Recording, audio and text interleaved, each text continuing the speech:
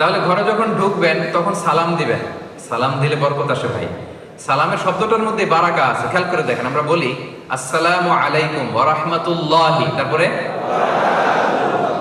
খেয়াল করছেন আসসালামু আলাইকুম ওয়া রাহমাতুল্লাহি, তারপরে ওয়া বারাকাতুহু, মানে আল্লাহ তাআলার পক্ষ থেকে শান্তি, আল্লাহ তাআলার পক্ষ থেকে রহমত, আল্লাহ তাআলার পক্ষ থেকে বরকত বা বারাকা তোমার উপর বর্ষিত হোক।